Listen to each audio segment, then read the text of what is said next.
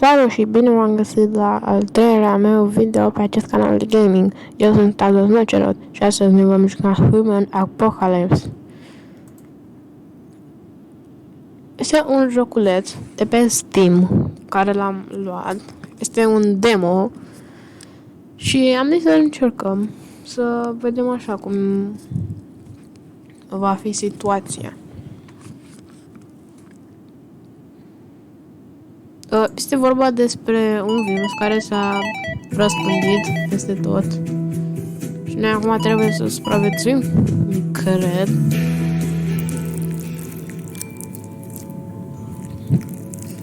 A virus has broken out and infected most of the population.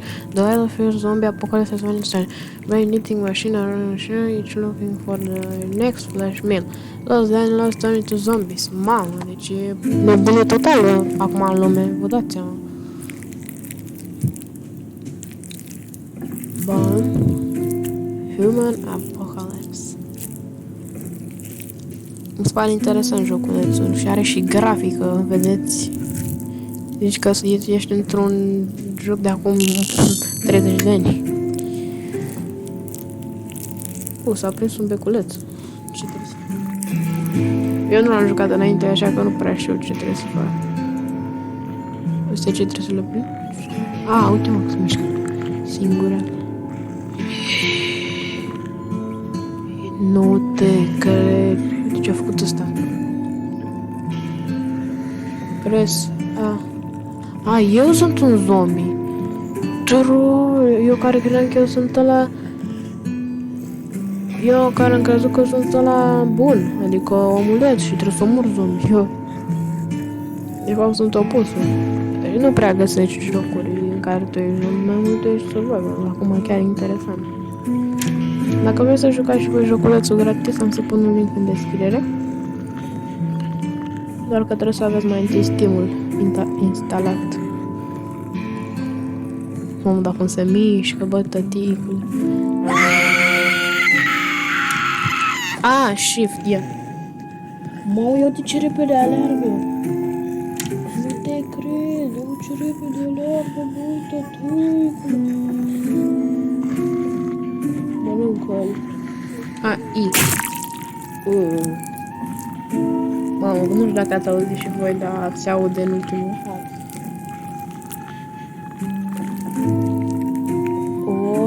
The zombie was over, no more infected, they were so excited to go back to normal. No! Înseamnă că am fost bătuți, mă. The people who are strong are not broken once again. The vaccine was able to help us still color green. Adică încă sunt colorați în verde. Mamă, trebuie să fii colorat în verde și să nu fii zombie pe hezi, te omoară imediat. Wow! Deci virusul a durat 3 ani. Cu părerea mea mult.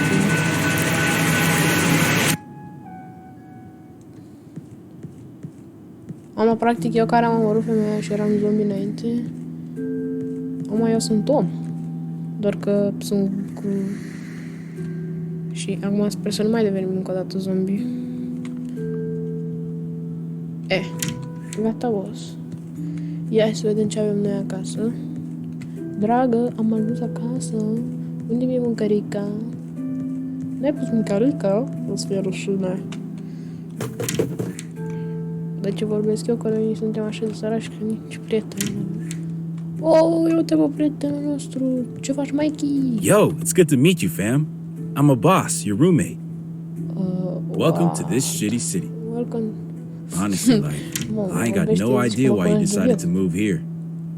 I'd hop on the first chance I could have to dip out of this depressing-ass place.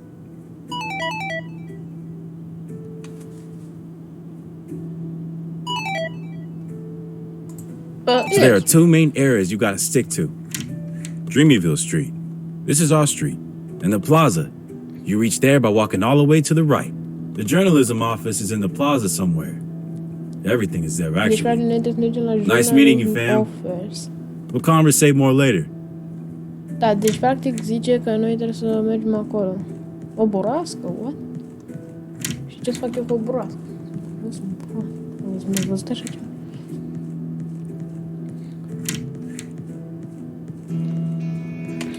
Hai de boss, aleargă! Mamă, și că zici la maraton în casă. Asta ar trebui normal să fie casa ta. Wow, cum arată. Bun. Este smoșul și eu aici, că n-am fost. Vorbesc serios, nu vrei să intru? Că e de-aia de bătaie, stai să... Nu acolo, uite, aici, că n-am intrat. Iar am văzut broasca asta. Că uite broaștea aia asta. Stai puțin, cred că e aceeași cameră. Ia, în bucătărie ce e? În bucătărie am fost, de fapt, și mai mare acolo. În joculețul ăsta, nu știu dacă pot să sar. Ar fi interesant dacă ai putea, dar nu știu dacă pot. Nu pot să ies? Păi dar n-ai să mă duc la office.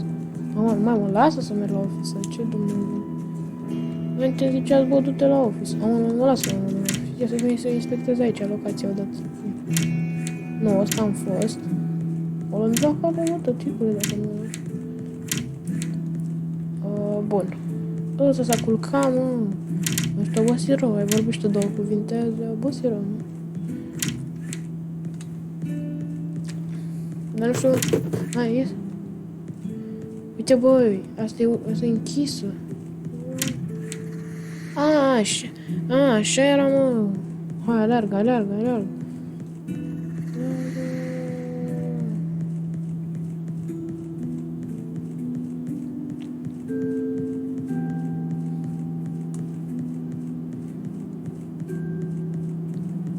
Mam, zice, mergi la muncă. Să merg la muncă? Dar de ce, mă? Uite pe ăsta. Vreau să fiu ca tine, bă, nu fac nimic toată ziua. Bă, stai puțin, asta... Băi, nu te cred, și-au pus aia de la Coca-Cola. Asta e de la Coca-Cola, băi, pusă pe ăla așa. Voi vedeți?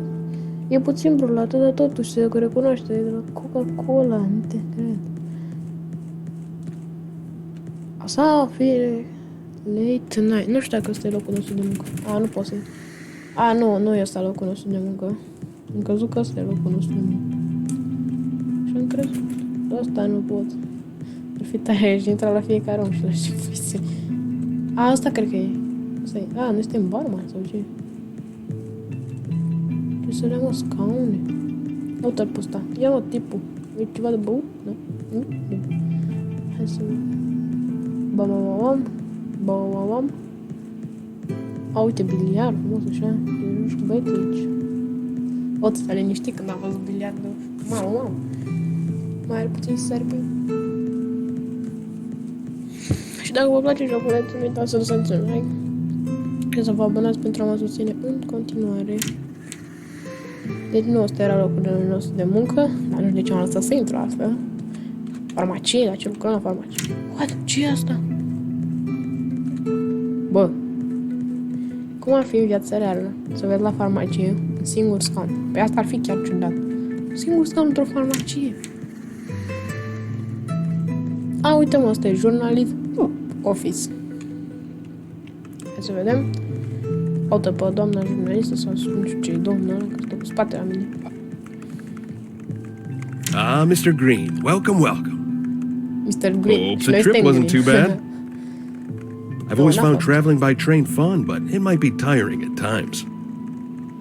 Anyways, come on, let me show you around. A zis că vrea să ne arate împrejurimile. Haide, boss! Puf! Those are our humble office's soldiers. With time, you'll get to know them and fit in. About work? For now, you'll be spending your time at your desk, sorting and writing reports. Zice că până să ne pierdem timpul pe Have fun, și friend. facem chestii. Adică, practic, noi trebuie să începem să lucrăm pe calculator și ceva de genul ăsta. Și asta cred că e descul meu. Stai puțin. What? Eu nici n-am înțeles ce trebuia să fac. Bă, da, zice interact. Păi eu am dat interact.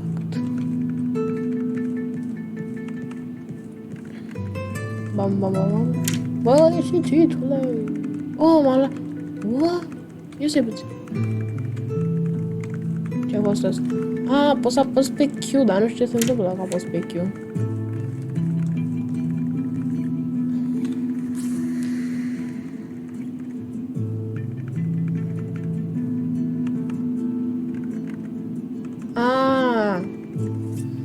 Deci trebuie să apăsăm când bila asta care se rotește este în cerculeț.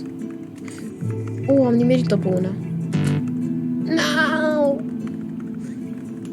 Mai dăm o dată reset. Hai să vedem. Da, de ce trebuie să merg? Așa, gata, hai. Bun, deci îl luăm pe ăsta, pe băiatul ăsta mic. Gata,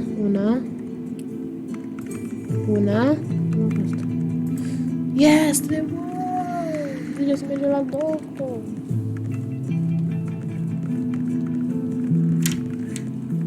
Dar nu știu unde e doctor.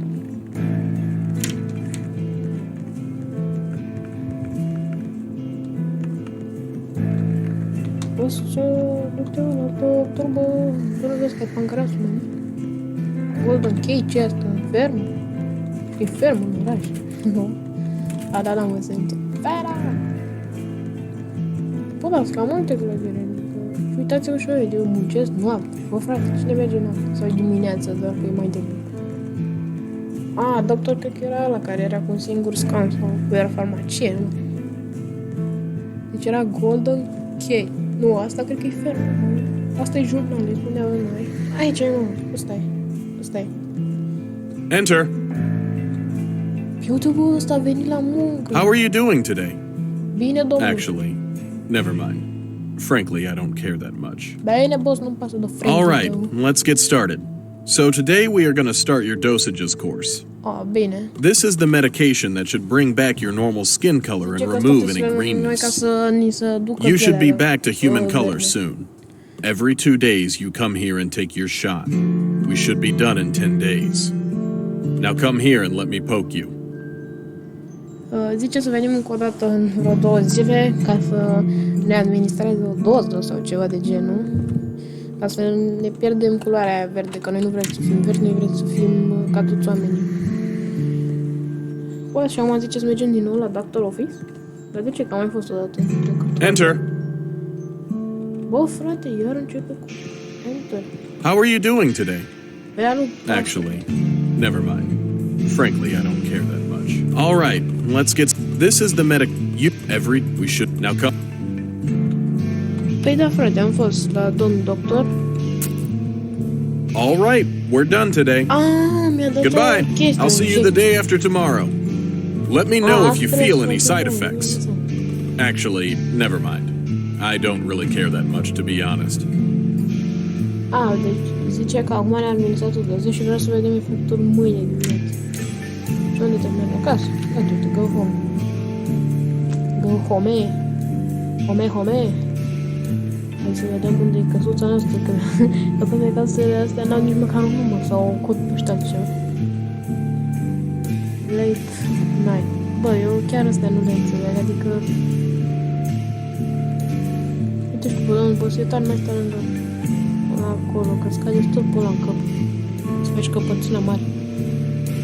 Haide, aici e casa noastră, că mi-am de parcul ăsta. Sau nu știu dacă mi se pare că e un parc. Bă, dar e ciudat așa să mergi noaptea, să alegi ca un nebun noaptea și cu verde așa, zici că dacă te vede un polițist pe stradă așa, mamă, se ia de tine. Nu este casa noastră, cred că dacă vedea un om că e easy, făceam așa la ușa, făceam, așa mă, asta e casa noastră, dar e cam sărăcăcios așa, nu știu, zic și eu. Bun, am venit home. What? Adică, practic, eu n-am voie să intru în cameră din casa mea. Asta e ciudat rău de tot. Asta e casa mea, practic. Și n-am voie să intru în cameră din casa mea. What? Asta mi se pare mie cel mai ciudat lucru din lume. Că n-am voie să intru în cameră, go to sleep. Go to sleep. Pe aici e sleep-ul, unde era băiatul. Tot pe ăsta doarme.